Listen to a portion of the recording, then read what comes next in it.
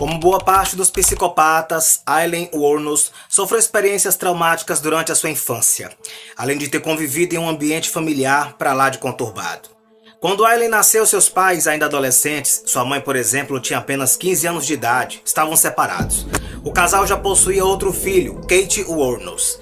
Após a separação, o seu pai, Leo Daley Pittman, foi condenado e preso por abusar sexualmente de crianças. Foi considerado pelos médicos que o examinaram durante seu julgamento como um sociopata.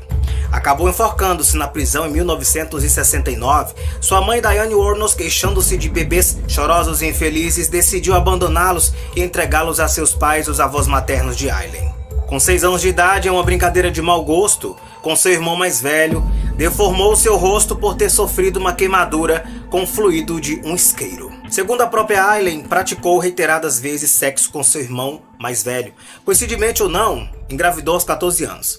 Há quem diga que o pai seria realmente o seu irmão. Mas isso não foi provado não. Bom, nunca se soube se essa informação era verdadeira, né? Pois Kate não estava mais vivo para confirmá-la. Quanto da gravidez, internou-se em um abrigo para mães solteiras. Digamos que ela não era muito bem vista perante suas colegas. Elas reclamavam que ela era antissocial e temiam a sua hostilidade.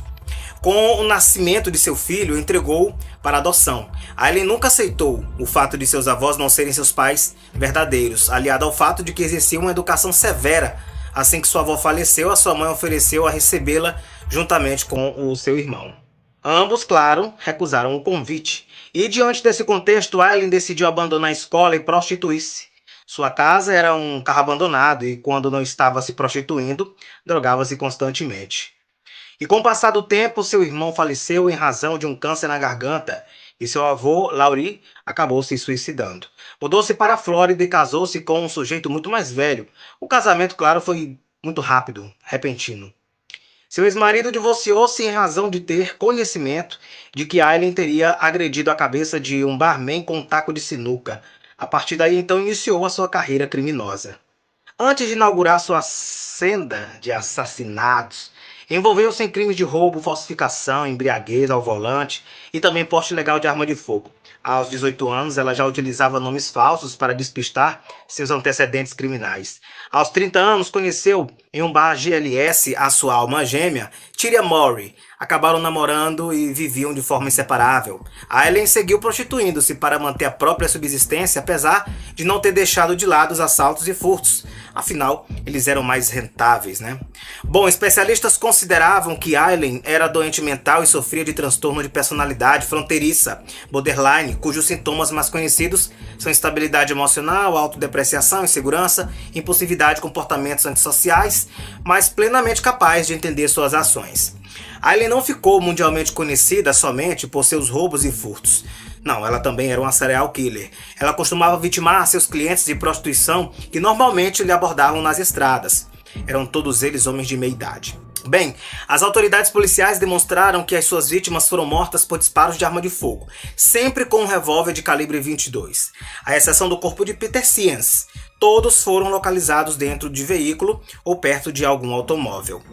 Intitulada a Dama da Morte, ela costumava, depois de assassinar suas vítimas, apropriar-se de seus bens, como por exemplo o Cadillac e um barbeador elétrico de Richard Mallory, ferramentas de David Spears e o cacetete de Walter Antônio, todas vítimas fatais.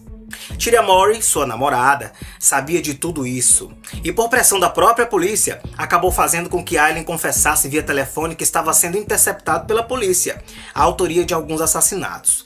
No caso, Mowry fez uma pressão psicológica contra a dama assassina, pois lhe falava que se não admitisse seus crimes, era ela quem seria presa. A tática funcionou. Há muitas pessoas que acreditam que Aileen apenas matou clientes que lhe maltratavam ou que lhe ameaçavam de morte, o que no submundo da prostituição não é tão incomum.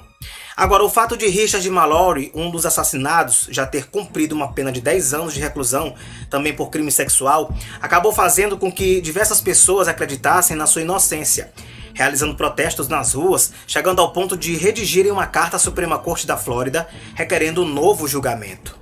Bom, em contrapartida, a casa de Aileen foi depredada. ela também era bastante odiada na região. Advogados que questionavam as suas condenações eram ameaçados de morte.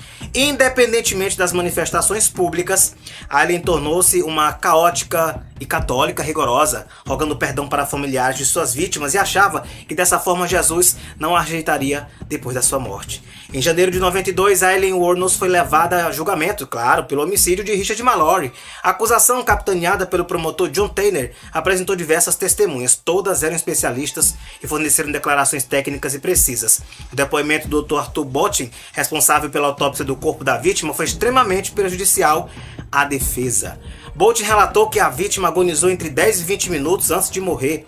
As declarações do legista trouxeram danos irreparáveis à defesa, mas a exibição de um videotape aos jurados, em que Wuornos confessava seus crimes para a polícia, foi um fator determinante para a condenação.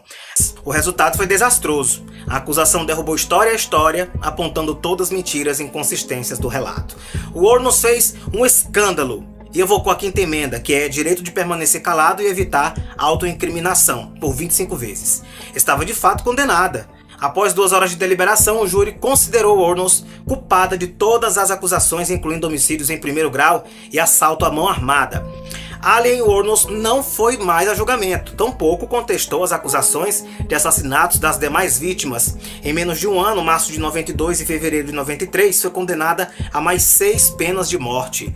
A execução, claro, ocorreu em 9 de outubro de 2002, na prisão estadual da Flórida. A injeção letal foi ministrada em seu braço direito às 9 horas e 30 minutos. 2 minutos depois, Wuornos parou de se mexer, sendo declarada morta oficialmente às 9 horas e 47 minutos. Inclusive, caso você não saiba, essa história de Wuornos foi representada nos cinemas também no filme Monster, Desejo Assassino de 2003. A atriz Charlize Theron, que interpretou a Dama da Morte na película, foi inclusive premiada com o Oscar de melhor atuação.